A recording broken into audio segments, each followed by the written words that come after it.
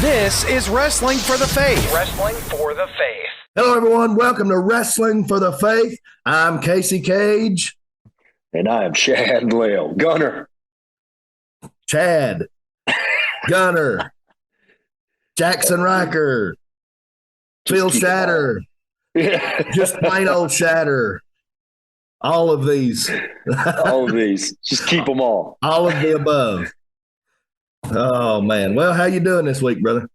Good, man. Good. Just it's been a good little week. We finally got no rain here in North Carolina, man, and it's nice to see some sunshine. The weather's a little warmer. Of course, next week it'll be probably 20 degrees here, but you know how it is. Yeah, bro. Can't complain. Yeah, that's the same this week. Here, it's been nice. It's been Hopefully it'll stay in the 50s and 60s on through till we get to summer. I'm ready for it. I'm tired of the rain. I'm tired of the I'm good if it just stay one or the other. If you want to be cold, be cold. If you want to be hot, be hot. Just pick one. It's the wildest weather I've ever seen in my life, man. We got more rain this year. Have you guys gotten snow yet? A little dusting, and that's about it. Yeah, we haven't got anything, knock on wood, but I'm waiting on it to come barreling in soon. So yeah. So we got an interesting topic today. Had a lot of feedback, a lot of people interested in this one. We're going to be discussing the Forgotten Sons. Before we get into that, I want to ask a couple of questions that came to us at wrestlingforthefaith@gmail.com. Two questions here. Oh boy. One says, they are from one Mr. Brandon Myers. Says that sounds familiar. Yeah, that sounds familiar. He says, anyway. Coach wants to know how he can get quads like you. Oh man. Well, Coach, when you're tuning in here and listening, a lot of squats, brother. A lot of squats. I used to, man, in the Marine Corps, my leg workout was like 2 hours. Bunch of squats, leg press. So I don't know, maybe genetics also. Just stick with me, Coach. I'll coach you through this. Man. Yeah, Just let me be your coach. There we go. Number 2, he says this one's also for Chad. How can you be so agile in the ring but get tripped up by a tree root playing kickball? Oh, man. Well, first of all, I've never said I was agile in the ring. Second of all, that root come out of nowhere. Yeah, that was funny. I was on my full sprint and hit that root, man. I was like, good. I'm glad it blew my knee out. I planted it there. It was my evil plot to achieve victory. Coach, that was our secret, man. I appreciate you, disowning me on that, but whatever.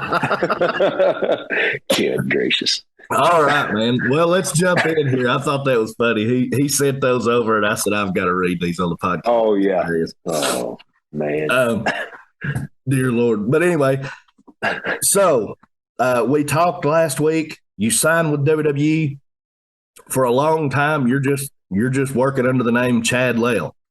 Yep. What are the matches that you're doing? What exactly are you running angles? Are you just doing spot show matches? Yeah, we would do Florida loops, man, where every weekend, Thursday, Friday, Saturday, we were doing basically what we called a Florida loop. So we would do the west coast of Florida, the east coast, and all that. And then, we'd go up into St. Augustine, Jacksonville, all these different shows we would do throughout the weekend. So for that time, man, I was just running basically no angles. They really wouldn't do many angles on the Florida shows. I mean, they would keep kind of TV angles going that were going on, but for me, it was at that time just working some of the new the Chinese talent we might have had, some of the like what we call green guys in the business who are just learning the business. They put me in there as a more of a veteran type role, I guess, man, just to kind of lead these guys. But then there was times where I would work with who is it? I'm trying to think of his name on TV now. But we worked some stuff with like Bobby Fish and the Undisputed. There you go. Trying to think of her name.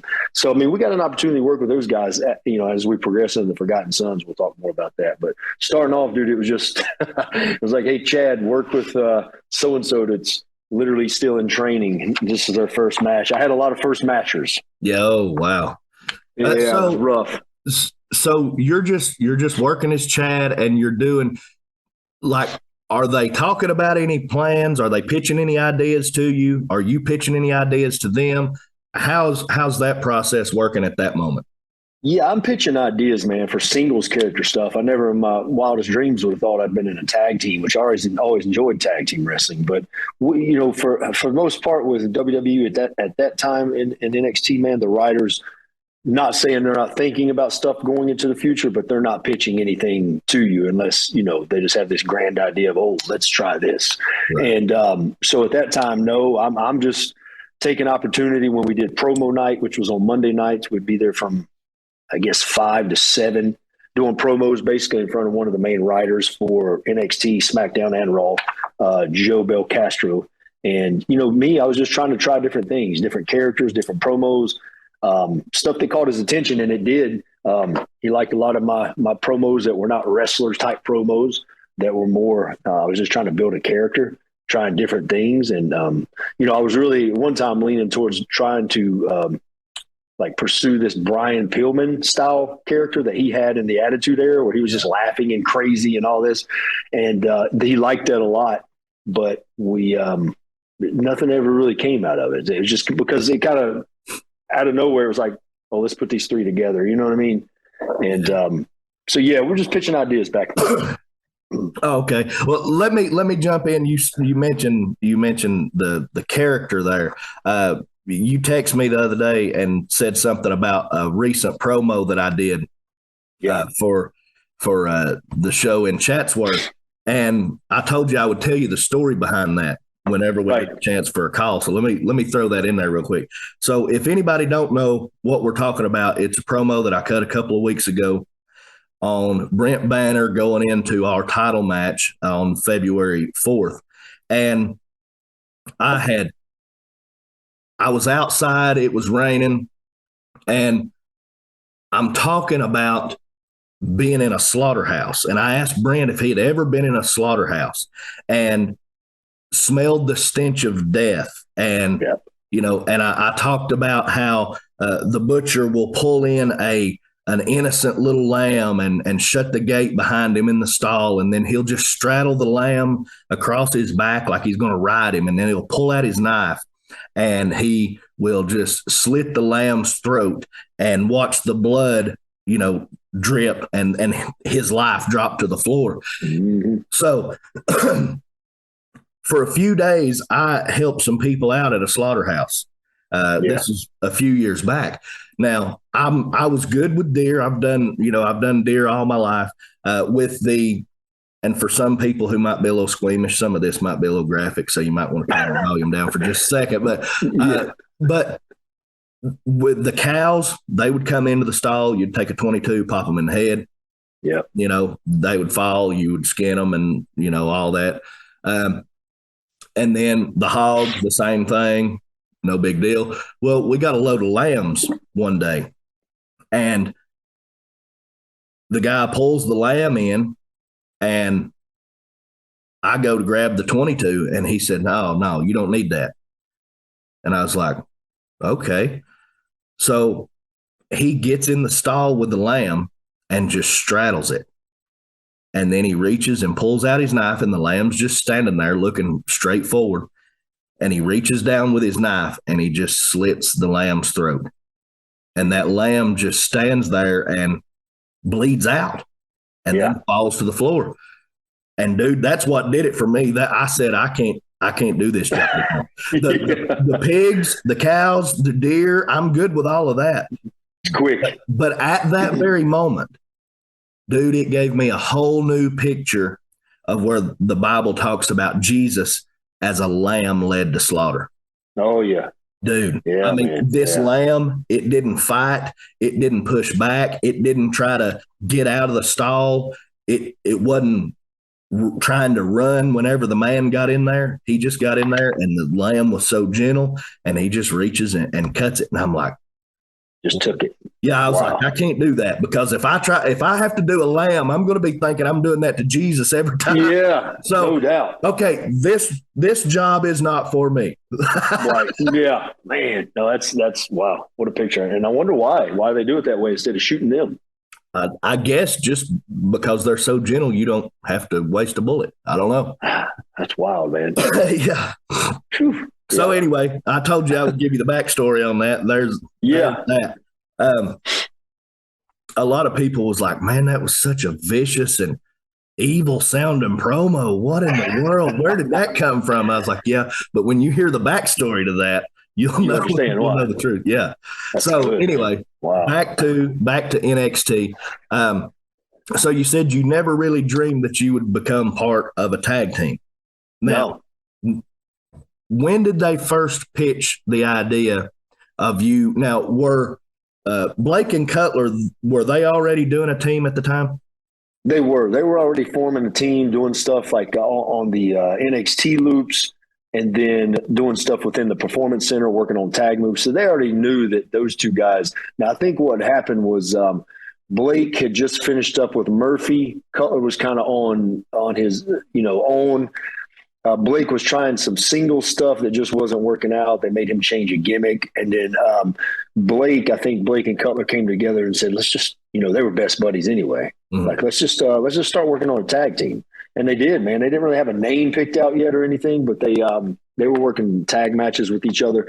So I think what happened, from what I hear and what I understand, is Steve Corino kind of saw me in Limbo, then saw these two guys working on a team, and went up to Blake and Cutler and said, what do you guys think about putting Chad with you guys just to try a trio and see where it goes? And they were like, oh, yeah, absolutely, because we always got along. All of us were, cutting up. Even when I came in for my tryout, Cutler and Marine, we had that in common. Mhm. And, and then Blake and I had known each other. Lord, he had come to TNA one time with Dory Funk, part of Dory Funk's group. So him and I had met years ago.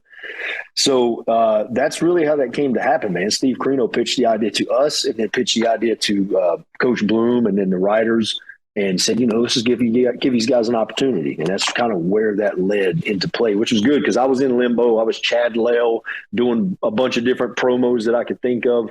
And then these two guys were kind of trying to get this tag team kicked off, but weren't really getting anywhere with it. So I think Steve, if you don't know Steve Corino, I mean, I'm sure listeners out there do, and you've probably met him, Casey, but he just full of ideas. He's one of those guys. I mean, he was around ECW, Dusty Rhodes. I mean, all these guys. So when it comes to wrestling, man, he's an encyclopedia. He's a guy that thinks, for the future. He thinks of storylines, character development. Just one of those guys, and I'm very glad it's on my side. Yeah.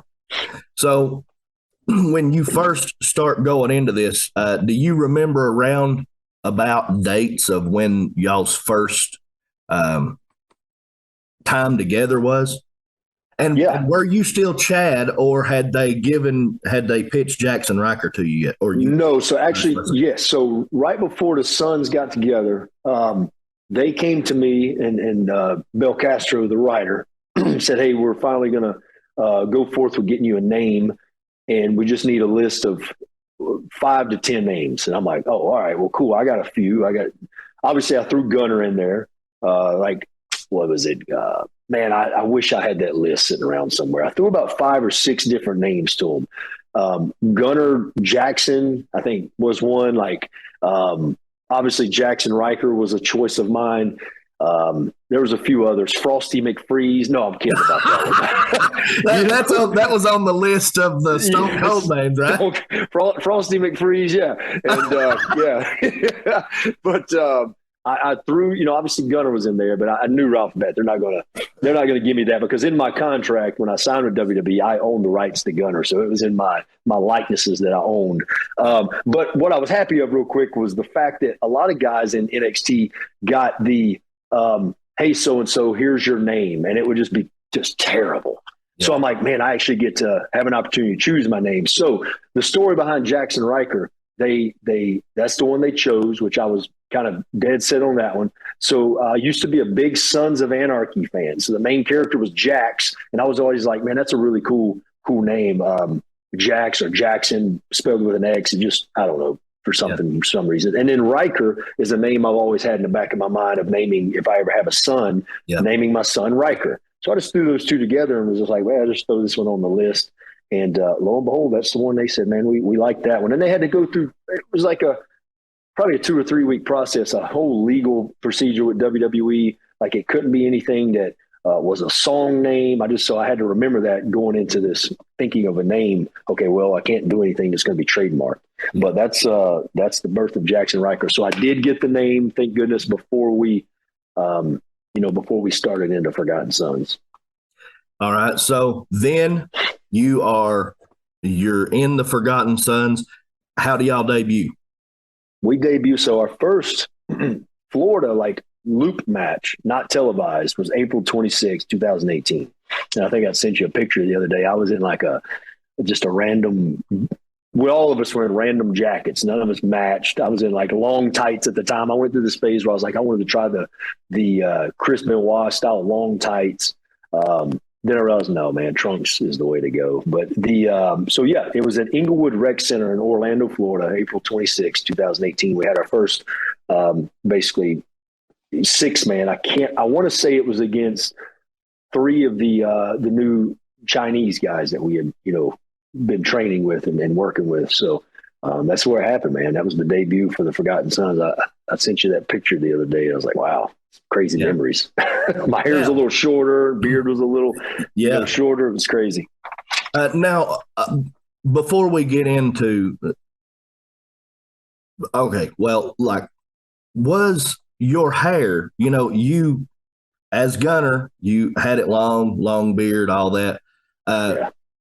So during this time that you were off from TNA, in between TNA and WWE, you would cut your hair, cut the beard. Was it them that said, hey, let's grow it back? No, it was my call. I realized that we wanted kind of all of them. Blake had long hair. Cutler was starting to grow his out. And I was like, well, I kind of want to bring that grungy look back. You know what I mean? Because with the Forgotten Sons, we were kind of that grungy tag team, those fighters or whatnot. And then always in my mind, I was like, that long hair really kind of helped me stand out. Longer beard at the time, obviously, when you and I first met, it was crazy.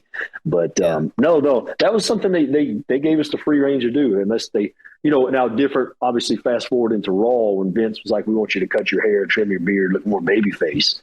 That was a call for that. And really at that time, I was sick of long hair. I was sick of the long beard. Yeah. And I was like, oh, absolutely. But nope, that was my call, man. Okay, cool. All right. Now, was Lacey Evans originally put with you guys? She was. So we never did an 8-person tag match, but we did a couple times on the Florida shows. They had her kind of as a ringside piece for us. Now she was doing women's matches and all that stuff during the shows, but she would also come out with us and help us win or whatever, be a distraction. So I think originally, I know Carino was talking about it, because you had what was it, Insanity, that had Nikki Cross. So they were like, well, we could do a lot of cool stuff on TV with these guys.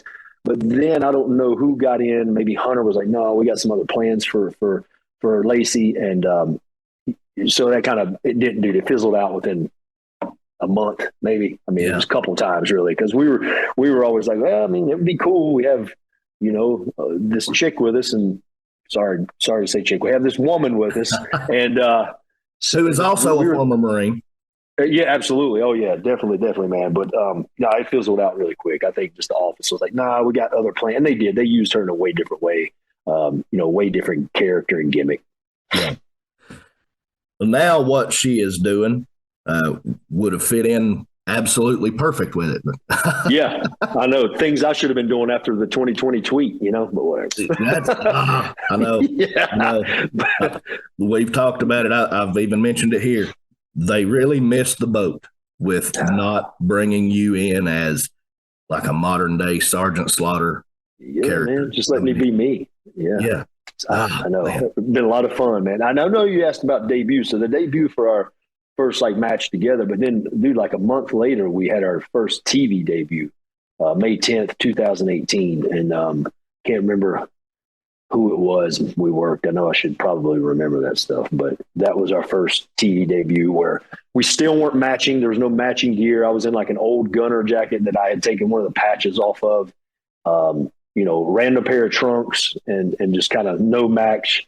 And then we start kind of creatively developing the Forgotten Sons. And I think we were called the Forgotten Sons at that time. That name was came up with, I want to say The Office come up with that name. Okay. So at that time, was the Forgotten Sons originally, based on the military background, or was it just kind of a Sons of Anarchy kind of group? Or because I've heard different stories. I don't know that I've ever asked you. I've heard that it was originally just kind of a Sons of Anarchy deal.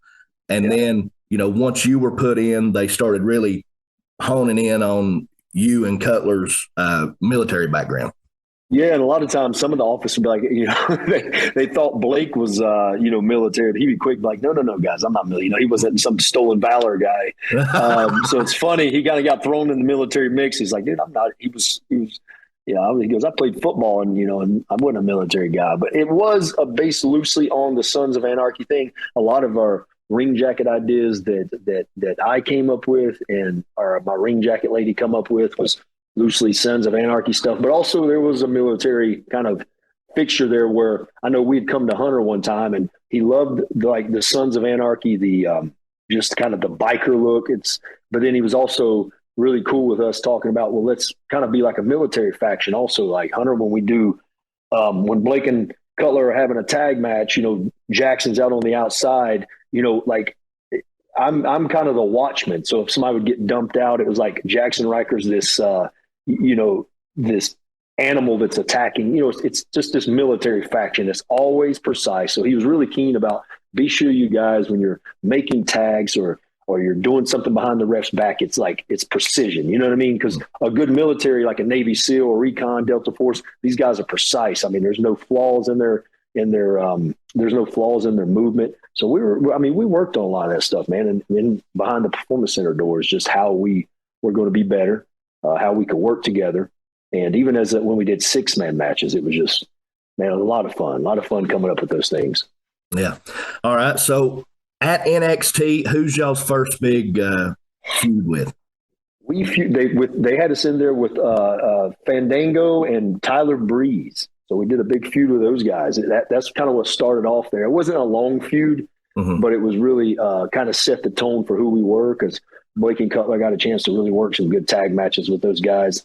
And Brizongo, there you go. Yeah. And then for me, I was working the singles matches. Really, they never did do a big feud. I mean, I was working with some of the England guys, which was fun. I was working with Oni Lorcan, if you know him, which I loved because he's like just aggressive. And if we're tagging each other kind of stiff, he's not going to come to the back and go, dude, what are you hitting me for? Yeah. Like we love that. Like there's two guys fighting. But that Brizongo feud kind of carried over maybe for about a month. And did a little blow off on TV, which kind of set up the Forgotten Sons. And we started moving into stuff with the Street Profits, which was a lot of fun. A lot of fun there. All right. So while they are doing, you kind of mentioned it a little bit ago, while they're doing a lot of the tag team stuff, you're doing some of the singles matches. And it always looked like they just set you up to be an animal. You were, it was kind of like, and I want to know how much of your influence was in this because it reminded me of early Gunner TNA, wide-eyed, and the old famous picture of after you won the TNA TV title and holding it in your mouth, and just looked like a wild man. A lot of that. Seemed to be going into this Jackson Riker character during this time. So how much of that was your influence? Did they give you kind of creative control on how to interweave all of that? They did, yeah. And Hunter was big about the eyes, the expressions, my demeanor. He didn't want me stone-faced because a couple of times we were kind of playing with the Riker character on TV. He said, don't be so like, and it wasn't me intentionally doing it because you would get mixed mixed things in WWE where it's like, okay, I want you to do this. But then when you would do that, Hunter in a nice way too would be like, okay, no, because he would probably see it and go, we need to tweak some things. That's Hunter's mind. Hunter's not, the Vince McMahon that one week he tells you to do this and you do it. And then the next week goes, why would you do that? That's not Hunter. But we tweaked the eyes because like the wide-eyed thing was big in TNA that I did. They loved, but he said, save that for a moment when you're caused to go wide-eyed. He goes, just have that glare. Mm-hmm. So don't overdo it. He goes, we don't want 80s wrestler. Don't overdo it. But the intensity did come from the Mr. Intensity Gunner character from TNA. It's just, they wanted me aggressive. Every match had to look like I was literally murdering guys, which a lot of the times, if it was an extra spot, I was murdering the guy. Yeah. Bless their heart. I mean, they were just trying to get a job, and I've been in that position before. But no, man, Hunter was hands-on with the Jackson Riker character. I was quick to go, what do you think about this? Or just subtle things, man. It was really what helped you stand out. Because WWE is, TNA was good, but WWE, when it comes to catching things on camera, I mean, dude, I've sat in the not the go position, but the production room during TV and watched how many cameras are going on and how many people are steering the wheel. Mm-hmm. And dude, it's a machine. And you got to remember that every facial that they set up is going to get caught on camera. Hunter knows, okay, this is what you're going to do when this move happens because the camera's going to be zooming in on your face. It's crazy, man, crazy. So you always got to be ready to change expressions if you're told through the referee's ears. I know it sounds crazy, but a lot of times the refs are saying, stay there for 3 seconds. Don't move, keep that face, like do that. Hunter says, good job. Just, man, it's wild. I mean, there's so much flying at you and you're talking about stress level being high, but you got to learn to just listen, and just be like patient because if they say 3 seconds, they'll let you know when to go. But that's just the well-oiled machine is WWE. Right. Well, and that brings me to this. Like, I've heard a lot of guys pitch a fit who, maybe had made a name at TNA or, one of the indie darlings or something like that. And WWE signs them and wants them to go to developmental. And, they're pitching a fit. Oh, I don't deserve to go to developmental. I know what I'm doing, blah, blah, blah, blah, blah. But really, until you have been a part of that, like you called it, machine. Oh, yeah. You're going to developmental to learn how they do things because WWE does things like nobody else in this business does things. Right. Well, the thing is too, man, is you hear that and you're like, you slap yourself in the head because when I first got signed with WWE and they said, we're going to take it NXT, you got to uproot everybody and go to Florida for developmental. In my mind, I'm thinking, whatever. Dude, first of all, I'm getting paid to wrestle. Second of all, I'm learning from Shawn Michaels, from Steve Corino, from Terry Taylor. Dude, the names go on. But then you think when I get there about maybe it was a month later, a couple months later, Bobby Fish comes in. Kyle O'Reilly comes in. Roddy had been there, I believe. But they come in and you look around the Performance Center and they had different classes. You had your beginner's coach with Robbie Brookside. You had Norman Smiley working with some of the beginner guys with like more technical stuff. You had Terry, which was the advanced class, which at that time I wasn't in there. I was in Steve's class, which Steve was more of the tag team class. Mm-hmm. So anyway, Terry had you would look over and Bobby Fish and these guys are bumping around, moving around in a developmental state. And you go, I mean, these guys have been doing it just as long as me all over the world. Mm-hmm. I mean, Kyle O'Reilly doesn't need to learn how to apply a technical hold. The dude's amazing, but they understood their job and it made them better. So, I mean, it's like swallow your ego, realize that, Bobby Roode's come through that place. I mean, everybody's come through there. So, to me, it was a great opportunity to sit and just listen and learn. And it's, once again, we talked about it last week. WWE has their own, I don't want to call it a cookie cutter style, but to a certain extent, NXT was a set off differently. Hunter had a vision for NXT. The wrestling style was way different than Raw or SmackDown. And that's what we were learning down there. Right. All right. So y'all go into thing with the Undisputed Era. Yeah. I have not seen a lot of those matches and a lot of the what was going on there, but how was working with those guys? Dude, amazing. First of all, Roddy's is a firecracker, man. I mean, it's like go, go, go. he slowed down over the years from Ring of Honor style, but we had a couple series of matches like down towards Miami, Florida on some live events. Did a few things on TV with them. Wish we could have really worked more of a feud with those guys, but I think at that time Hunter was afraid that the Forgotten Sons were going to be heel when Undisputed was kind of the cool heels, you know what I mean? And he didn't want there to be a clash there and those guys that turned babyface, which I was like, man, this would have been great. But working with those guys was phenomenal. Kyle, man, Bobby, Roddy, just some of the most professional guys I've been in the ring with. They understood what the Jackson Riker character was and what I was told I couldn't do. So it was just fun to work around these guys, like the big man style. Kyle O'Reilly bumping off of me, and Bobby Fish had that kind of little brother gimmick where he was always poking fun at people, and then you know what I mean. And dude, just a lot of fun, man. We had a good series of matches that we really enjoyed. Really physical, too. Really physical and long. One of them we had, man, close to 30 minutes long, and right at where we worked at the University of Miami. There's a little building we worked at.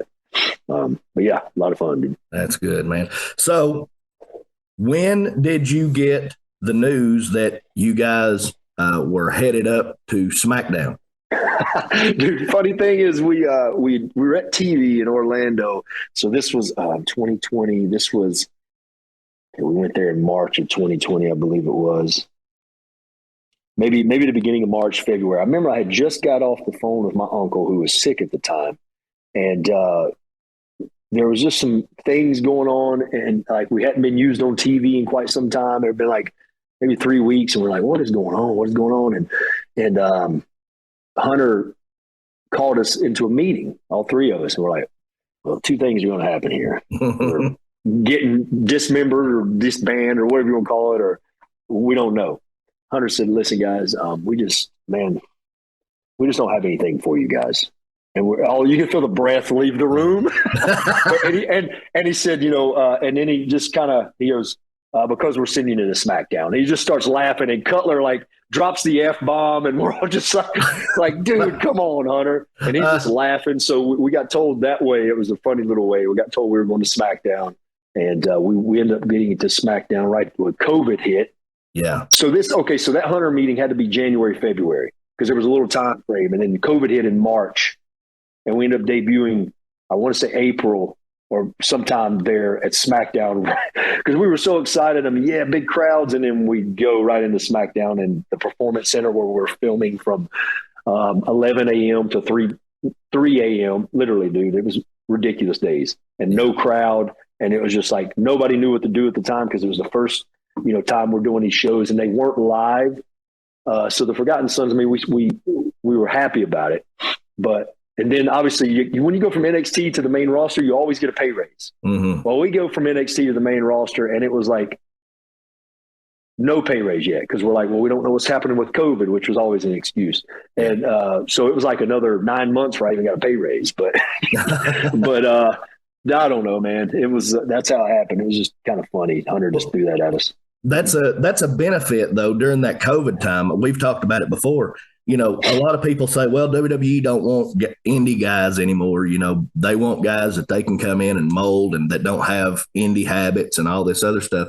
But that right there during the COVID time is kind of a benefit for those who were raised up on the indies, especially us, like some of the old Southern indies where it wasn't uncommon for us to go into a building and 25 people be a sold out house, So right. So it sometimes quiet. Yeah. So those COVID times, I had taken a break during that time before COVID ever hit, and I didn't come back until we come out on the other side of it. It wasn't anything to do with COVID. I was just taking a break at that time, and then guys were talking about how it was so hard, and all this, and I'm like, I don't know. I've worked in front of 5 people, for a hot handshake, guys. I know what that's like. Sure. Well, we did some Florida shows too, man, where some of these towns, I think Dade City was one of them, and not saying anything bad about the city, but dude, I mean, the place would be packed. There'd be like 150 people in the Armory, but bro, it was like wrestling in the apartment I'm in right now where nobody would react. And you're like, why do you even buy a ticket to come to a wrestling show? Yeah. And it's not, you would have matches out there. Like I remember Aleister Black worked with like Finn Balor one time at this crap hole. And dude, I mean, it was like the people weren't even reacting. And I'm like, this place is nuts. So going into the COVID thing, man, it was one of those things where too, I'd been on movie scenes, I'd done movies. So some of the guys who had done movies understand like we're basically acting. Right. We're physically acting. But the hard part was like, I remember one time we did some stuff with New Day. There was a big move where I took out Big E and I'm like waiting for a reaction from the crowd, but then instantly I went, "Oh yeah, there is no crowd," and it was just like, so you have to remember, we were literally acting for the TV screen at that time because that was way before the TV screens around the arena, dude. It was they had cut off the live TV, so we were doing 3 days of tapings for like 4 weeks worth of tapings. But dude, here's the thing: at that time, there was no. Eventually, they went back to live. But Vince at that time would be sitting in the truck or the gorilla, and if something would go wrong, like a move would botch or something like that, stop the match. All right, you guys set back up, go back. That's how we did it. And I hate to drop the bomb on certain people who think it's all, but it was so wild, man, because it took you out of the zone. And I mean, there was some times, bro, where there was a match I remember. I can't remember who it was, but it took them about an hour and a half to get this match down. And It was only about a 10-minute match. And it wasn't because they were just completely destroying and terrible wrestlers. It was like, no, I don't like that. Let's try it. I'm like, oh my goodness, bro. Yeah. So, and then real quick, we obviously, you got live promos on TV. You got wrestling, you got promos and segments. Well, all the wrestling got done first, then all the promos they would do. So all of the Raw, all the SmackDown promos, they do Raw first, then SmackDown. Bro, the Forgotten Sons were there one morning until 4 a.m. doing promos. Not because we kept messing them up, but because that was how long of a day it was. And I was like, this is, man. Yeah. But anyway. All right. So when you do go to SmackDown, is it originally the idea, hey, we're sending you straight into an angle with the New Day, or did you have any direction right at that moment, or how did that work? No, we definitely did. Like Hunter even mentioned that one when we had the meeting that night. Hey, I think you guys are going to be rolling in with New Day doing some stuff then, which was great, man. I knew Xavier Woods from NWA Anarchy. I'd known Kofi from doing extra spots. Big E and I had, talked, back and forth throughout the years too. So we were really excited because we just knew that the like our team against these guys who were super over was going to be a lot of fun. They're workhorses, man. Yeah. Very open. They were all super open to do anything, try anything. Big E wasn't one of these guys, he's a big boy, man. He's a big old man. And he wasn't one of those guys that was like, nah, I'm not going to do that. Man, he was open for just helping us build who we were as the Forgotten Sons. So we were super excited going into that. Yeah, that's great. So you debut on SmackDown. If I'm correct, this is in the middle of a promo, right? Yeah. You've got New Day, Miz and Morrison. Who else is out there? Lucha House Party? Lucha House Party. Is that it? Who was it? Yeah, Miz and Morrison, New Day, Lucha House Party. I think that's it because we did a big 4-way tag match at Money in the Bank. Yeah.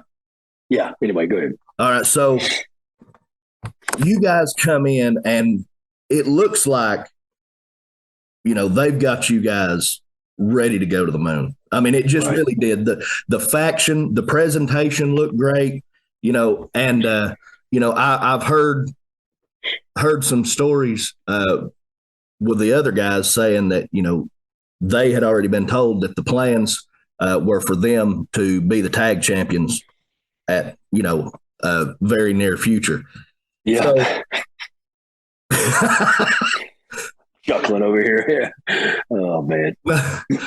So we're going into SmackDown that day. The plan is to get you guys involved in this little 4-way deal to go to Money in the Bank. Mm-hmm. And then what's laid out on the other side? First, good. How did it feel? Now, like you said, there's not the huge crowds like there usually is. Yeah. But how did it feel to know, okay, I've done extra spots before. I've been here before as one of the guys dressing in the broom closet, and now I'm walking out here and I'm featured. It still felt great, man. It still felt great, even though the situation at the time with COVID, no crowd. Obviously we'd have loved to have been sold out arenas because I think the building us at that time would have been a lot more fun. But for me, it was a dream come true. I mean, I did extra spots, like you said. I grew up watching the first SmackDown. The Rock and all these guys when they had the big fist up on the stage, and so it was a dream come true, man. It really was. And getting a chance to go in there instantly and start working with Miz and Morrison, New Day and all these guys. And the good thing about going into Raw, I didn't have to be silent anymore. I got to do promos. They wanted me to talk. They wanted me to have a character.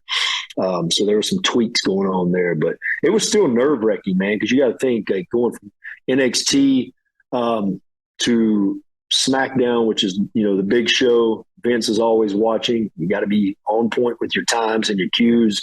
You got to be there for the camera, but man, it was still a dream come true for me. Yeah. And a lot of these promos and vignettes that you guys are doing seemed to be aimed a lot at truth, because there are a lot of veterans who come back from war and they're not accepted into society. Or, I firmly believe that anybody who has went to war for this country, they should not have to pay for housing. They should have a house when they come home. I agree. And it should be government funded. And, but there are a lot of veterans who feel like, there's a lot who come back and go into deep depression and PTSD, and who end up, living on the streets and becoming addicts and all this other stuff. So a lot of you guys' vignettes and promos are really hitting at this, and being forgotten no more. Right. And that's what it was about, really. What we took was the American dream that we, even in promos and kind of real life situation for the most part, we're saying that the American dream is dead. There's no respect for our country. There's no respect for our colors, our flag. And we were going to be sure that the ones who were voiceless had a voice, and they weren't going to be forgotten. So with the Forgotten Sons, we kind of all brought that together, and they allowed us to do these promos that were, I thought at the time, I was like, man, these are really cutting edge and kind of edgy in a way. Like we were talking about your blood's on our hands and all this stuff. And I was excited. I was just a whole different character that we were starting to dive into. And so we just kind of took our, the conversations we had on the road amongst the three of us behind closed doors of how we felt about this society, the society, like the way it is even more now. Okay, how can we incorporate that in promos, WWE style? Because we're not Attitude Era anymore. We're not AEW where, I'm not going to drop the F-bomb on a microphone or have any racial slurs or anything like that. But it's like, all right, how are we going to be cutting edge and bring how we really feel about society into the mix? And that's really what I think the writers, because they came up to us and kind of got our idea or got some ideas from us. And we said, well, this is what the Forgotten Sons are about. This is who we are. This is what we believe, and they took that and wrote some really cool stuff. We got to tweak some things, cut some really cool promos. We had our own little, Undisputed had their little hand gesture. Vince was big about hand gestures then. So we'd do like the fist over our heart. And, I was like, man, somebody's going to get mad about this, but we know what happened from there. Yeah, we'll get into that a little bit in just a second. So, okay, they've got these plans for a major tag title feud for Blake and Cutler with the New Day. Did they pitch any kind of singles direction for you, or were you guys going to kind of work it like a Freebirds rule kind of deal? We were going to work it like a Freebirds type of deal. At the time, they were still just kind of keeping us together. And the plan was, from what we had heard, until obviously the tweet, because you see that Shinsuke and, what was his name? They were tag teams. Claudio, yes. They ended up winning the titles, I believe. on that next big pay-per-view after the tweet went out, because they kiboshed us there. And so the plans were, we were supposed to win the tag titles, and then it was going to be like a Freebirds rule. And I'm sure maybe there were some plans of, like, I know we had talked about Big E and I doing some singles stuff, which, man, I wish we could have done that. That dude, he's so good. Yeah. So good. But yeah, that's what the plans were, man. Just we always pitched the Freebird style rule.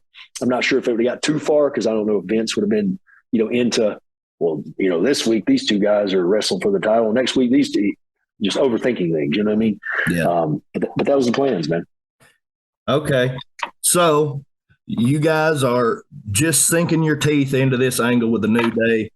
Got plans going forward, and I'll go ahead and let people know if they want to hear more in detail and backstory to this. You can go back to our episode, I believe, from a year ago. The tweet heard around the world. Go into the Wrestling for the Faith archives, and you can listen to that one there. June of 2020. Okay. President Trump had just given a speech about America being sickened with the George Floyd killing. Yeah. He said he was in favor of peaceful protest, but not rioting, vandalism, and looting. He says that we will have law and order, and that he is willing to use the military to restore order in cities if rioting doesn't stop. Then he says that he was going to go pay his respects to a special place. And he goes over to a nearby church that had, I believe, the night before been vandalized and set on fire by these peaceful protesters. Yeah. At that time, you send out a simple and seems harmless to me tweet. Thankful for the POTUS we have. God bless America, built on freedom, forgotten no more. Mm-hmm. That's the tweet. Simple as that. No racial slurs. No get these crazy blankety blanks out of the street. Right. Somebody needs to, use the military and go in and shoot them up. None of that. Just, I'm thankful for the president. God bless America. Built on freedom, forgotten no more. Mm-hmm. And at the time, the media was really throwing out this thing that the president had these protesters removed with, in violent ways with tear gas and all this stuff so that he could make the walk over to the church. Right. And that, I believe, is what got you the heat, because the media was spinning this, that you're thanking God for a president who just violently removed some rioters from the street so that he could walk over and have a photo op next to a church.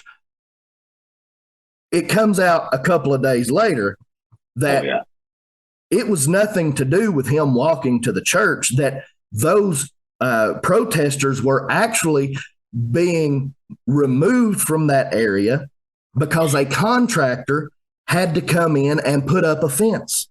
Right. Okay. So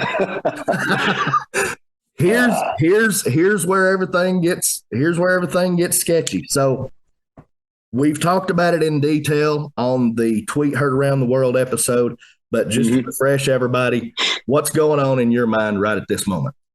So February 11th, 2022 is when that episode came out, by the way. So you're right, basically a year to when this one drops. Oh, wow. So listen, what was going through my mind there was and, always will be thankful for what Trump stood for. Yeah, he was a loudmouth. Yep, he was crazy sometimes, but you know what? He was a businessman. He wasn't a politician.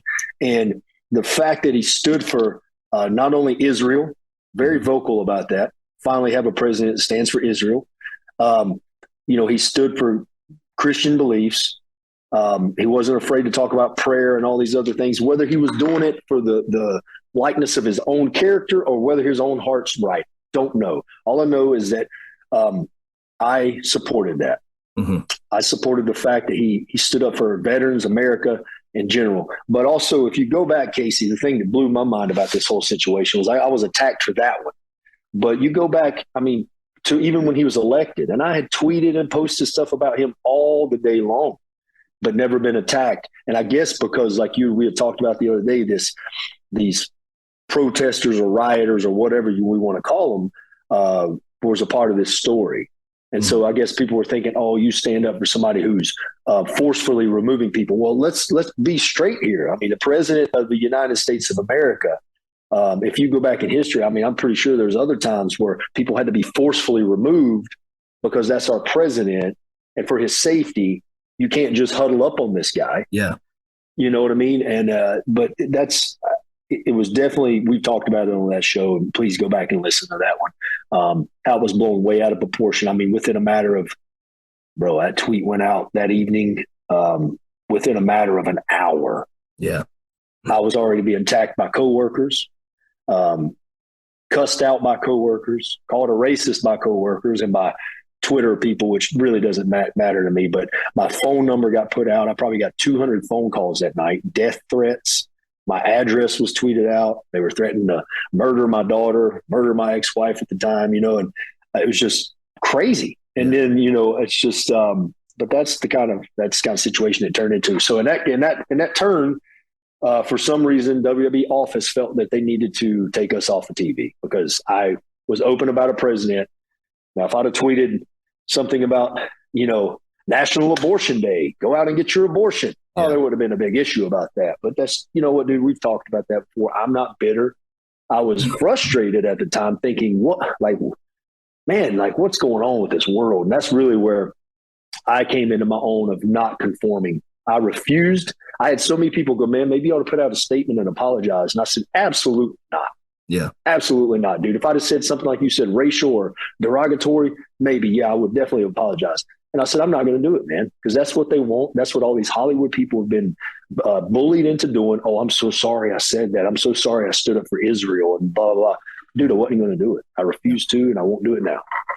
So you can go into as much detail as you want, but at this time, how close is your relationship with Blake and Cutler? Dude, we're tight. I mean, we were like brothers. We were talking to each other every day via phone call, FaceTime, text, coming up with ideas like this is what I think we should do. This is some tag team moves I think we should do. We were really, really tight. I mean, we traveled together for the 2 years that the Forgotten Sons were together until I moved back to North Carolina. I mean, we were on the road together. We'd go out to eat together. Our families would get together. Kids would get together. So, man, relationship was wonderful. Yeah. All right. I'm going to read a couple of snippets from some interviews. This first one is from Sportskeeda, July of 2021 with Wesley Blake. And he says, the whole situation got halted. When we got called up, we were told that we were going to be feuding with the New Day. It looked like we were going to be with them for the foreseeable future. Then that tweet happened. Steve and myself, we asked Riker if he would take it down, but as a man of his own, he respectfully said no. So Steve and I told him, well, listen, we are going to separate ourselves from you with our own opinions. So we did. When something like that happens, it's something that you can't weigh on, Wesley said. You can't sit there and gripe about it. I did what I felt was right and what I felt was needed to help move on. After that, Riker has called and has apologized. He never meant for that to hurt our careers or to dismember the Forgotten Sons. He is very apologetic towards me and Steve. Then me and Steve started pitching ideas to get us on TV again. Fortunately, they did this thing where they paired us with Baron Corbin. Mm-hmm. Okay. Yeah. And then here's one from Fightful with Steven Cutler, May of 2021. He says, listen, everybody has their opinion. Everybody's allowed to have their opinion. That's the point of social media. Obviously, there's a two-sided coin to everything on how you feel and how you view things. Feel how you want to feel. Say what you want to say. That's your business, not mine. I'm walking the dogs with D, and I get a bunch of texts. My phone starts blowing up.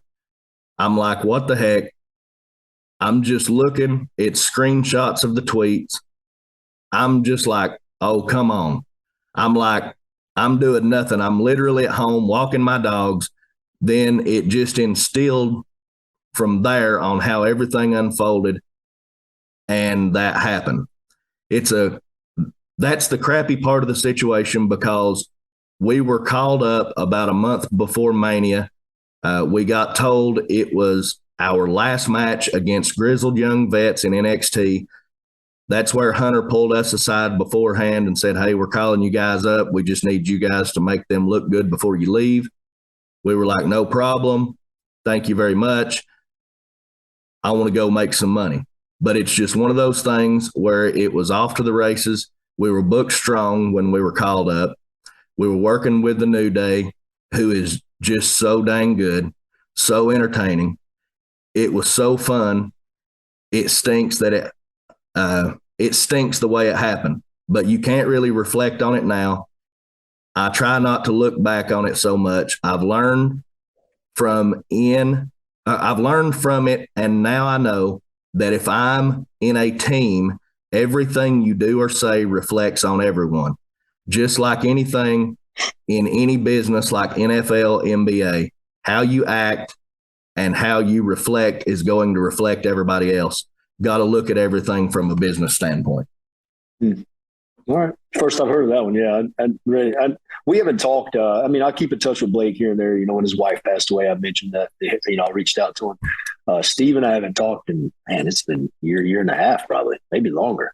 Yeah. But, hey, man, there's no bad words towards me, which I'm fine, even if there was. But, he's right. We all got our own opinions. I don't really think I tweeted anything wrong. I did apologize to him afterwards, before, just man to man, letting them know that, that was not meant the way the world's putting it out to be.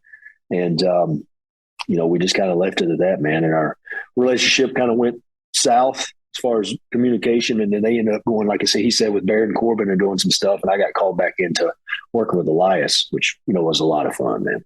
Yeah. But I hate it happened, Casey, the way it did. I hate that, their career got put on hold because of my political views. It's silly, but that's just the entertainment business, and it's not the 90s anymore where, WWE can get away with, beating up old women and doing other things. You know what I mean? It's just not the era we're in anymore. Well, and what I don't really understand is you guys were driving at this type of gimmick anyway. Mm-hmm. Why could The Office, why was it such a big deal? And why could The Office not have taken what they have done so many times and turn a shoot into a work? Why could they have not taken this and just let it build more momentum toward you guys' characters? If everybody is hating Donald Trump and the way the country's going while he is running things, which is questionable as to him causing all of it. Let's be right. honest. But, sure. Why could they have just not taken this and made y'all the major heels that y'all were planned out to be? It seems like that could have just been more steam to you guys' engine. Well, we won't dive too deep into it because, once again, last year's episode, we talked a lot about it. What happened right there was they started to – the tweet wasn't the big deal. It was what ignited the fire. And then the media and coworkers started adding gasoline to this fire by going back and pulling up tweets that I had tweeted years ago that looked like I was, quote unquote, being racist or other things. And that's really where the fire got ignited. And I think the company had to make a choice to pull back because I'm being labeled as a racist, which is ridiculous. Ridiculous. But go back and listen to that episode. You'll hear everything. Definitely. Everybody, do you have anything else that you'd like to add to this episode before we get out of here? I don't. Other than, man, I'm glad that I hope Blake's doing well. Like I said, I keep in touch with him. I love to see what Steve is doing. And, their careers. Right now I think Blake's taking a little time off, rightfully so. But Steve looks like he's doing amazing, man. I mean, I loved the times that we were together, and I'm just glad they're doing well. Well, very good. Everybody be sure to go back if you want more detail on the Tweet Heard Around the World episode from last February. You can find it in the Wrestling for the Faith archives. If you have any questions, thoughts, or comments, topics that you would like to hear us discuss on the Wrestling for the Faith podcast, you can email us at wrestlingforthefaith@gmail.com. Guys, we thank you so much for listening. We love you. God bless you. Have a wonderful day. Thank you for listening to Wrestling for the Faith. Don't forget to follow Casey Cage on Twitter at RealCaseyCage. Follow Chad Lale on Twitter at CWLale_Gunner. And follow the show at Facebook.com/WrestlingForTheFaith.